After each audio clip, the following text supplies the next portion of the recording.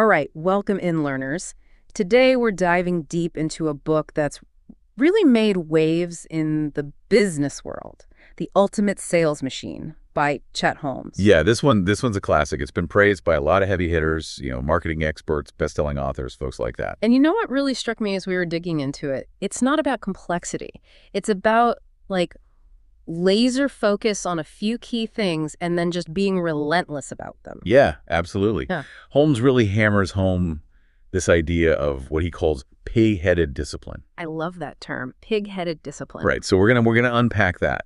But the big idea is forget trying to chase every trend, every new tactic. This book is about, okay, you've got 12 things, let's say, that are really crucial for improvement, and you just drill down on those one at a time, and you practice them over and over and over. It's not about, like, dabbling in 4,000 different things. It's about doing 12 things 4,000 times each. That's it. That's Yeah. the core of it.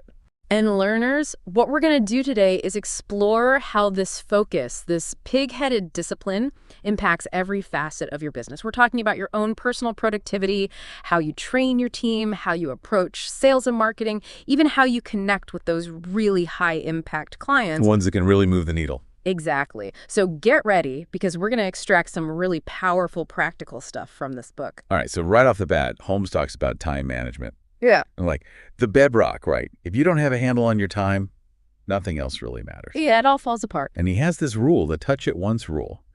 And it sounds so simple, but it's kind of profound when you think about it. Okay, break it down for us. What's Touch It Once all about? So it's this idea that when you encounter a task, you handle it completely the first time. You don't just glance at it, move it aside, come back to it later. That creates so much mental clutter. Oh, I'm so guilty of that. You open an email, you kind of skim it, and you're like, oh, okay, I'll deal with that later. And then it just sits there in your inbox weighing on you. Exactly. And then you have to revisit it, reread it, remember what you were thinking. It's a huge waste of mental energy. That constant task switching, right? Yeah. Touch it once helps eliminate that. So learners, think about this. It's not just about being efficient. It's about freeing up mental bandwidth. You're minimizing that cognitive load so you can focus on what truly matters. Now, Holmes lays out these 6 fundamental steps to get a grip on your time. And it's not just for yourself. It's about creating a culture of time management in your team as well. Okay, I'm intrigued. What's the first step? He says, start each day by listing out your most important tasks, and then actually block out time on your calendar for them. And he's not messing around here. He's talking about dedicating around 6 hours to your top 6 most impactful activities. 6 hours? Yeah. So, those top priorities, got to give them the time they deserve. Yeah. That really makes you think about what truly deserves your focus, doesn't it? It's like you're forced to be ruthlessly honest with yourself. Exactly. Now, the big idea here, learners, is that by putting 80% of your effort into those high-impact activities, you actually end up getting way more done overall. Okay, I can see that. Holmes suggests that you could even quadruple your productivity. Wow, just by focusing. By focusing and by applying that pig-headed discipline we were talking about earlier. Right, that relentless pursuit of those top priorities. So this applies to everyone, right? I mean, you've got your CEOs, your managers, but also the individual contributors, the salespeople out there. Absolutely. And speaking of salespeople, Holmes has some very specific advice when it comes to prospecting for new clients. Prospecting, yeah, that's the lifeblood of so many businesses. He says if you've got an established client base, you still need to carve out at least 2.5 hours every day for new prospecting. Okay, I can see that. You can't just rest on your laurels. You got to keep bringing in those fresh leads. Exactly. But if you're still building your client list, he says you need to bump that up to 4 hours a day. 4 hours of what, cold calling? Primarily, yeah. Cold calling, emailing, networking, all those activities that are geared towards finding new business. That's a pretty serious commitment, 4 hours every day. Does he have any real-world examples to back that up? Like, why is so much time dedicated to prospecting? He does. He tells the story about working with a client who had this software that tracked sales activity, but they weren't really using it to its full potential. So when they finally dug into the data, what they found was shocking. Not a single salesperson was spending more than an hour a day on cold calling. Really? And the crazy part is when they asked the salespeople how many calls they were making, most of them thought they were doing like 40 to 60 calls a day. Wow. But the actual numbers were more like 11 to 28. So a huge discrepancy between what they thought they were doing and what was actually happening. Massive. And that's why he stresses the importance of tracking your activities. Yeah. Learners, you got to know where your time is actually going. It's like that old saying, what gets measured gets managed. Exactly. And for those new salespeople, Holmes is even more adamant. He says prospecting should be your entire focus until you've got a solid base of clients. Okay, so that's time management and the importance of dedicated prospecting. What's the next piece of the puzzle? All right, so the next big thing is raising your standards across the board. And a huge part of that is training. Holmes makes this really important distinction between what he calls the tribal method of training and a more formal, structured approach. Okay, I'm curious. What's the tribal method?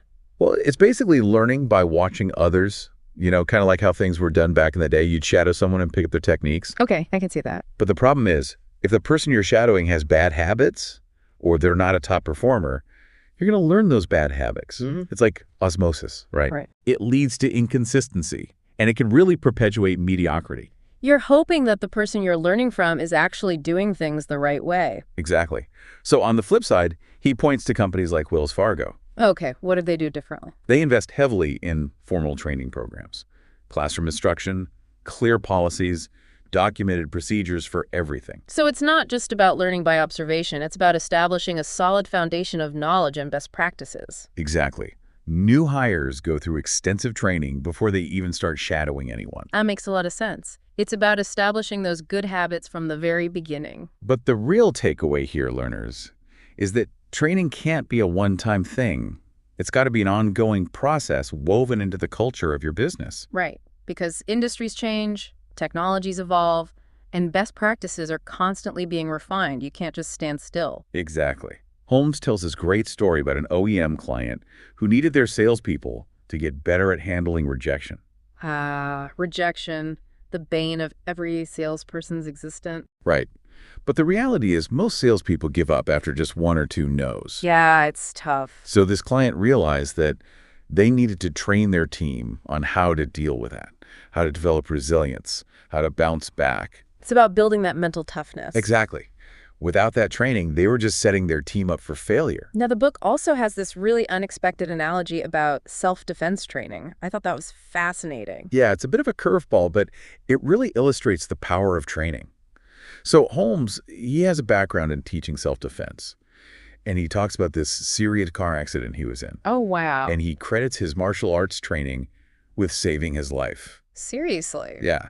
Years of karate practice had ingrained this ability in him to stay relaxed under pressure. Okay, I can see that. So in the moment of impact, he didn't tense up. He instinctively protected his face, and he believes that's what allowed him to survive. That's incredible. It's amazing how skills you develop in one area can transfer to completely unexpected situations. Exactly. And that's why Holmes is such a huge advocate for consistent practice. Whether it's karate, sales, or anything else, mastery comes from repetition. That pig-headed discipline again. Right. You're essentially pre-programming your mind and your body for success. One training session isn't going to cut it. You need to reinforce those skills over and over again. So it's not about a quick fix. It's about embedding those skills deeply through ongoing practice. What are some specific techniques he recommends to make training more effective? Like, how do you make sure that information actually sticks? He's a big fan of visual aids. We remember way more when we see and hear something compared to just hearing it. Right, it's engaging multiple senses. Exactly. But he also stresses the importance of active involvement. So things like role-playing, group discussions, exercises that get people truly engaged with the material. I can see that. Just handing someone a training manual isn't going to cut it. Not even close. He also talks about using group questions really skillfully. Okay, what do you mean by that? So instead of just telling people what to think, you ask them questions that lead them to discover the answers themselves. So it's like a guided discovery process. Exactly. It makes the learning much more powerful and memorable. And he shares this pretty cringeworthy example of a customer service fail.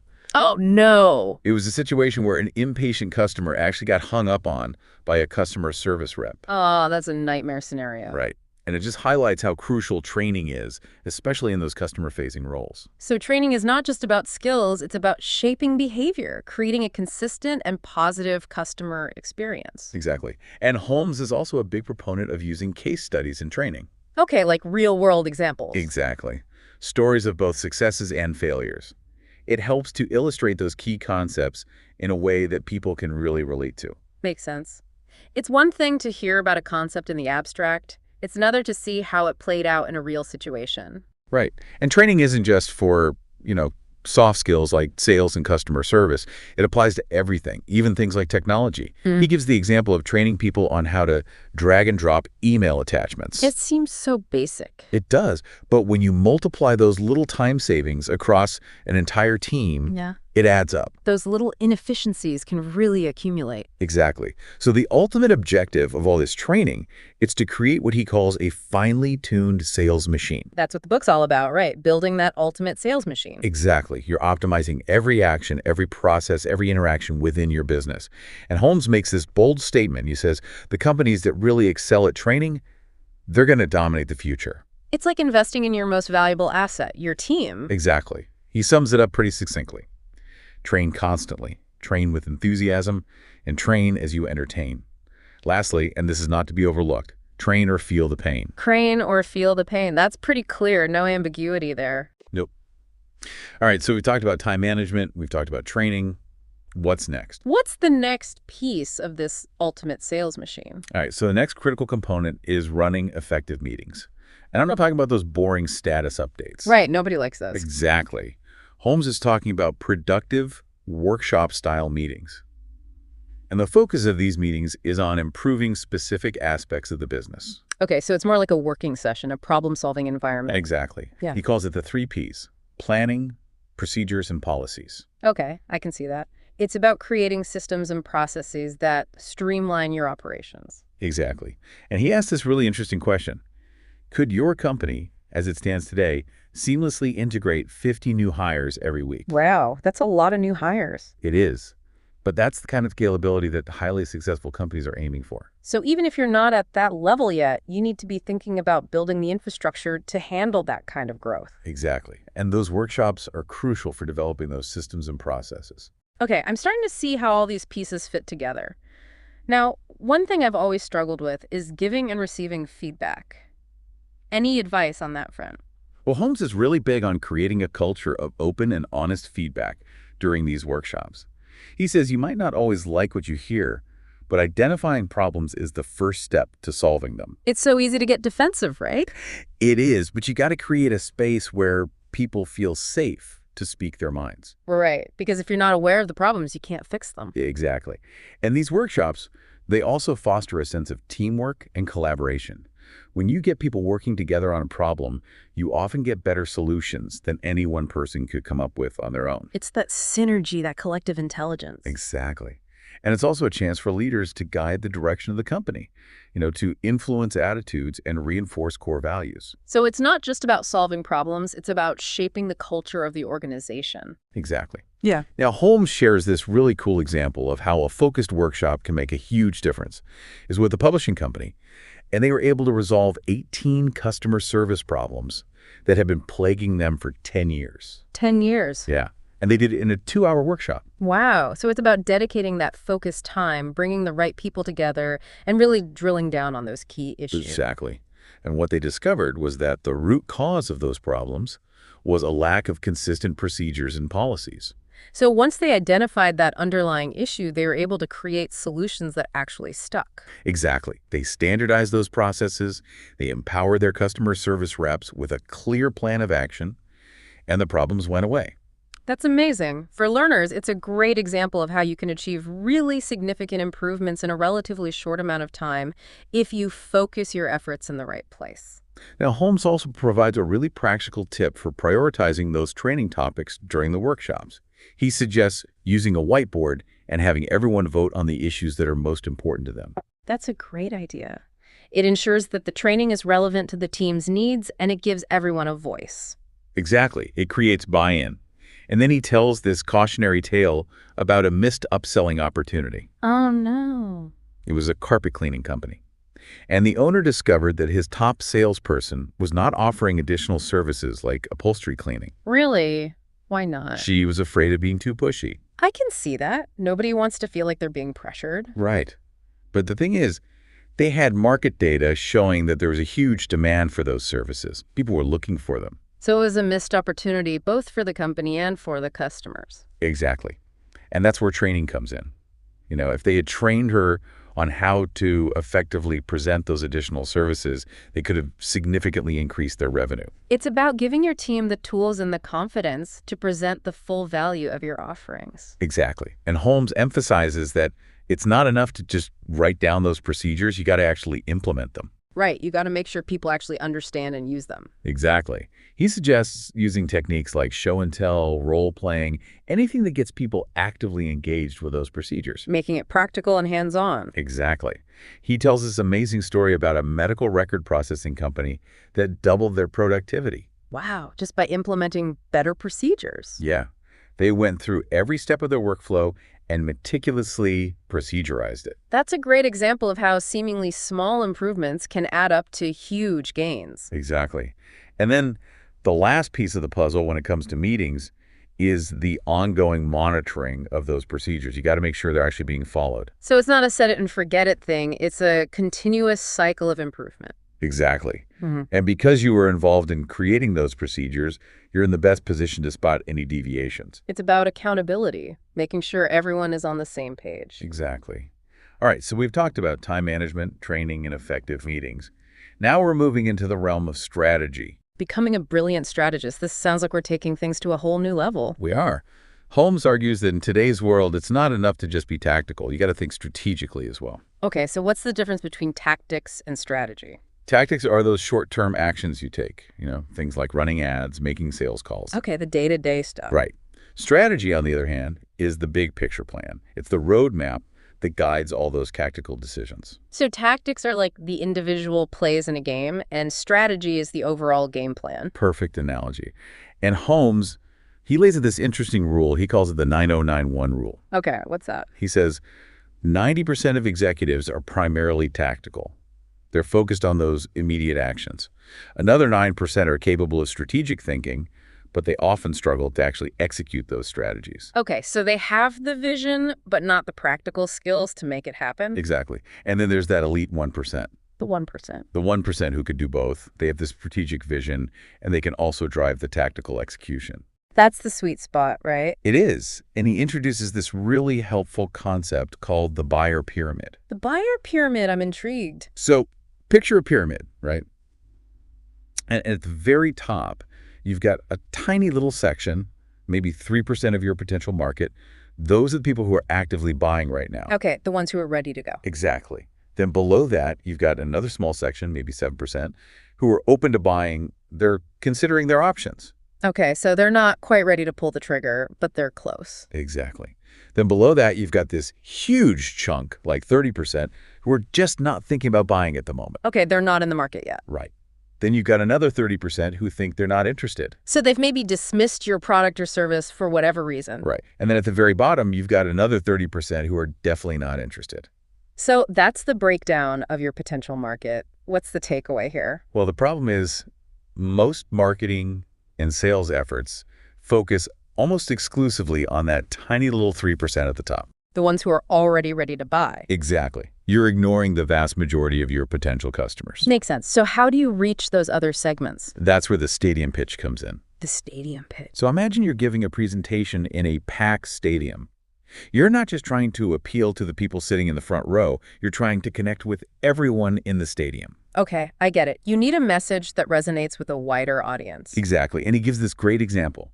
Instead of saying 5 ways our office equipment can benefit you, which is very product focused, you could say something like the 5 reasons all retailers fail.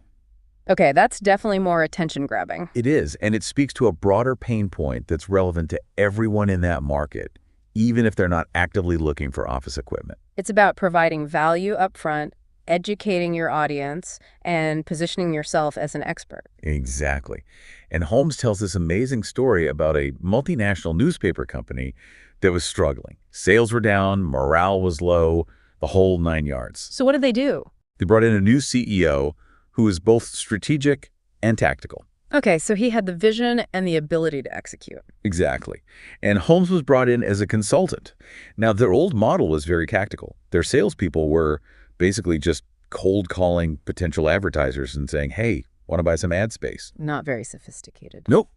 And if the prospect wasn't in that tiny 3% who were ready to buy, the conversation went nowhere. Makes sense. So they were leaving a lot of money on the table. They were. So Holmes helped them shift to a strategy focused on providing valuable education to local business owners. They framed it as community education. Okay, so instead of just selling ad space, they were offering something of value up front. Exactly. And their salespeople, they stopped being seen as just salespeople. They became speakers, delivering these 38-minute educational presentations. That's a huge shift in perception. It was, and it led to a dramatic increase in sales. So they went from being seen as a cost to being seen as a valuable resource. Exactly. What were some of the key elements that made this approach so successful? Okay, so what were the ingredients of this winning formula? Well, first of all, the content was genuinely valuable. It provided real insights that the business owners could actually use, and it was free. Okay, so they weren't just trying to sell something, they were genuinely trying to help. Exactly. Second, the presentation was delivered by a speaker, not a salesperson. Okay, so it immediately positioned them as an expert. Right. Third, they made it convenient for the prospects. They went to their locations to deliver the presentation. So they were meeting the prospects where they were. Exactly. Fourth, they secured a clear commitment from the attendees after scheduling the seminar. Okay, so they weren't just showing up and hoping for the best. Nope. Fifth, the presentation covered exactly the kind of information that top management wanted every potential advertiser to understand. So it was aligned with their overall business goals. Exactly. And finally, it had this great side benefit of making the salespeople themselves more knowledgeable and consultative. So it was a win-win. The prospects got valuable information, and the salespeople became more effective. Exactly. And even if you're not doing full-blown seminars, Holmes says developing a stadium pitch is still crucial. Okay, so that's that core message that resonates with a wider audience. Right. And he cautions that this kind of strategic shift can be undermined by tactical executives. Okay, what do you mean by that?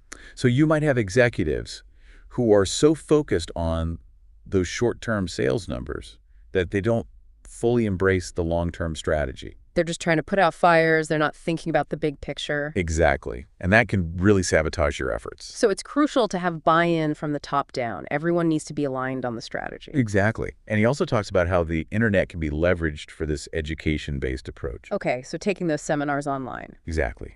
He gives the example of American Art Resources, a company that provides artwork to hospitals. Okay, interesting. They started doing web seminars for hospital executives on topics like the 5 most dangerous trends facing hospitals. That's smart. It allows you to reach a much wider audience, and it's a lot more cost-effective than in-person seminars. Exactly.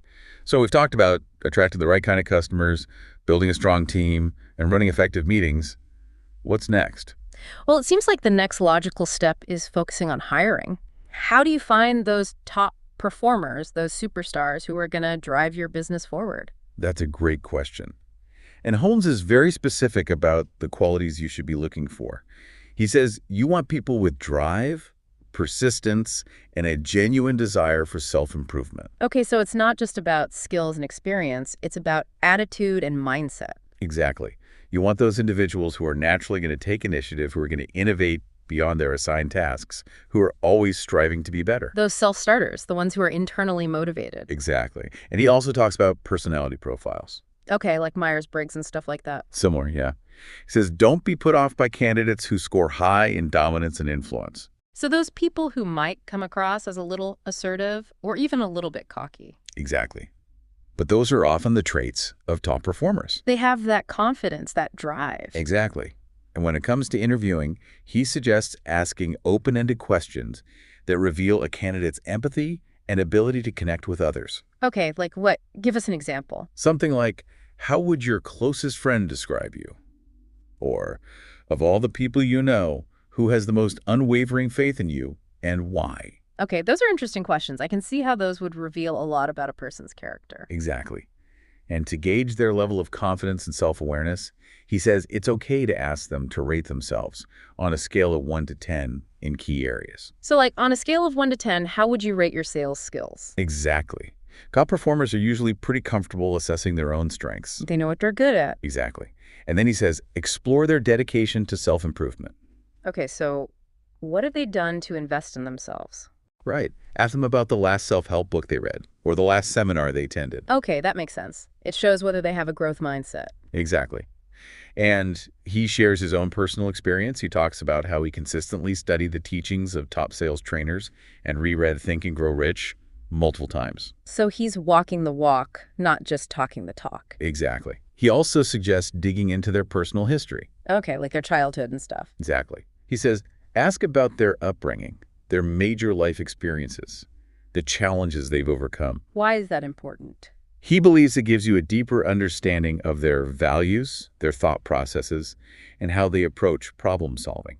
It's about getting to know the whole person, not just their resume. Exactly. And when it comes to reviewing resumes, he says, pay attention to things like why they left previous jobs. Okay, so were they unhappy? Did they have disagreements with their boss? Exactly. Those things can reveal a lot about their work ethic and their ability to handle conflict. Makes sense.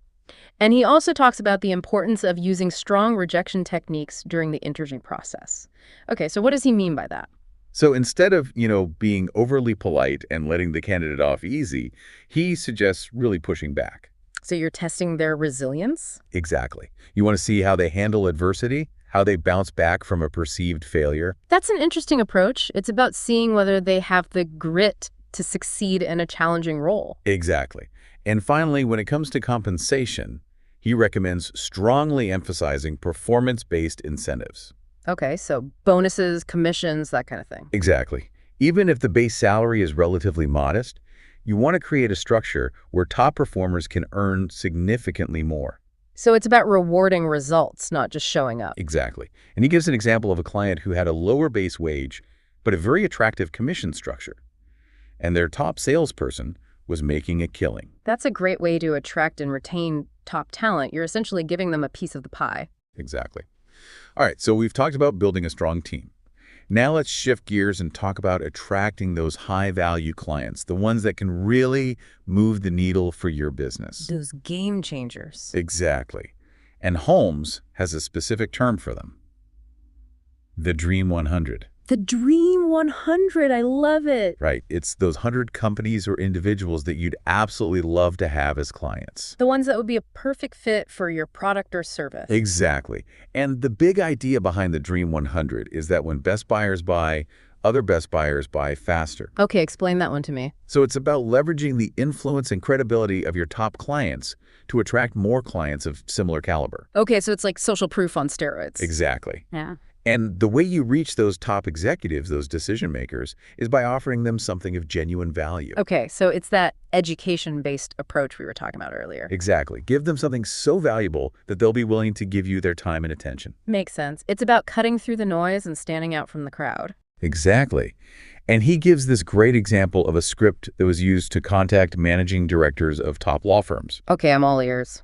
So the script emphasizes the value of the information being offered, which in this case was a seminar on the 5 most dangerous trends facing law firms. Okay, so it's speaking directly to their pain points. Right. And that it strategically incorporates social proof by mentioning other top law firms that have already expressed interest. Ah, so it's like, hey, if all these other firms are doing it, you should too. Exactly. It creates that sense of exclusivity and urgency. It's brilliant. It's playing on that fear of missing out. Exactly.